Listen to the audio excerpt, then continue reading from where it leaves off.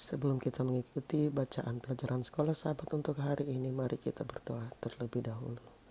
Bapa kami dalam kerajaan surga, terima kasih untuk kesempatan Engkau berikan untuk kami dapat mendengarkan sebagian dari firman-Mu.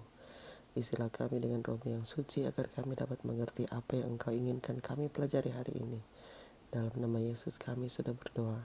Amin. Pelajaran sekolah sahabat, Senin 12 Januari 2026. Pelajaran yang ketiga di triwulan yang pertama. Judul pelajaran sekolah sahabat kita untuk hari ini adalah mati adalah keuntungan. Jikapun Anda tidak menyadarinya, kita semua khususnya orang-orang percaya terlibat dalam pertentangan besar yang berkecamuk di sekitar kita, bahkan di dalam diri kita sendiri. Kita semua dalam cara tertentu mengalami kenyataan pertarungan kosmik ini, dan kita akan mengalaminya sampai hari kita meninggal, kapanpun dan bagaimanapun itu terjadi. Bacalah 2 Korintus 10 ayat 3-6. Apakah dasar dari peperangan rohani yang kita hadapi, dan apa sajakah yang menjadi senjata kita? 2 Korintus 10 ayat 3-6. Memang kami masih hidup di dunia, tapi kami tidak berjuang secara duniawi, karena senjata kami dalam perjuangan bukanlah senjata duniawi, melainkan senjata yang diperlengkapi dengan kuasa Allah, yang sanggup untuk meruntuhkan benteng-benteng. Kami mematahkan setiap siasat orang dan merubuhkan setiap kubu yang dibangun oleh keangkuhan manusia untuk menentang pengenalan akan Allah.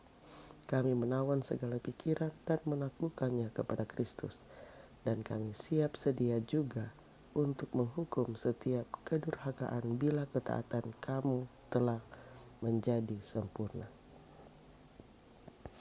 Senjata rohani yang paling mematikan adalah ide, baik ide yang baik maupun yang buruk. Iblis menggunakan kritik, pengkhianatan, rasa malu, ketakutan, tekanan dari lingkungan, dan berbagai alat serupa yang seharusnya tidak digunakan oleh orang Kristen. Sebaliknya, kita harus menggunakan kasih, belas kasihan, damai sejahtera, kelembutan, kesabaran, kebaikan, dan pengendalian diri. Senjata kita yang paling berkuasa jika digunakan dengan bijaksana adalah firman Allah yang dipimpin oleh Roh. Karena hanya Allah yang dapat membawa kebenaran ke dalam hati seseorang. Kita hanyalah alat yang digunakan Tuhan untuk mencapai tujuannya. Bacalah Filipi 1 ayat 21 dan 22. Bagaimanakah kita memahami maksud Paulus khususnya dalam konteks pertentangan besar? Filipi 1 ayat 21 dan 22. Karena bagiku hidup adalah Kristus dan mati adalah keuntungan. Tetapi jika aku harus hidup di dunia ini, itu berarti bagiku bekerja memberi buah. Jadi mana yang harus kupilih? Aku tidak tahu. Karena pertempuran ini bersifat rohani, kita berada dalam perang ide dan nilai-nilai. Namun Kristus telah memenangkan kemenangan bagi kita di kayu salib. Dan selama kita tetap terhubung dengannya, kita tidak akan pernah dikalahkan. Bahkan jika pun kita dibunuh. Paulus menyerahkan hidupnya, apapun yang terjadi padanya di dunia ini, betapapun tidak adilnya, karena ia mempercayakan hidup dan masa depannya kepada penghakiman yang lebih tinggi. Sebagai orang Kristen, kita seharusnya tidak terlalu memperjuangkan hak-hak kita, tetapi berjuanglah untuk kebenaran. Bukan kekuatan menentukan kebenaran, tetapi kebenaran memberikan kekuatan. Tunduk kepada kehendak Allah adalah sesuatu yang mulia. Bahkan itulah satu-satunya cara untuk meraih kemenangan dalam peperangan yang kita hadapi. Yesus tentu saja adalah teladan utama dalam ketaatan kepada kehendak Allah, seperti yang Paulus tekankan dalam Filipi 2. Dalam hal apa sajakah saat ini Anda mengalami realitas pertentangan besar? Bagaimanakah Anda dapat memperoleh penghiburan dan kekuatan setelah mengetahui bahwa Kristus telah meraih kemenangan bagi kita?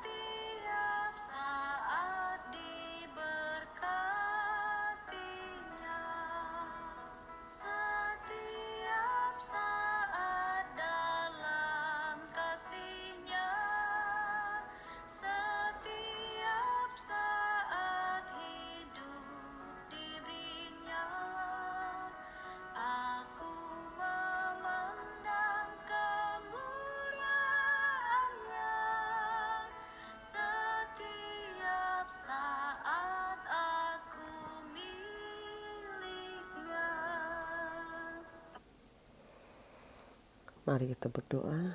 Bapa kami dalam kerajaan surga, terima kasih untuk segala berkat-Mu. Engkau telah menuntun kami untuk belajar pelajaran hari ini, di mana mengingatkan kami bahwa dalam kehidupan kami sehari-hari, kami berada dalam pertentangan yang besar yang berkecamuk di sekitar kami.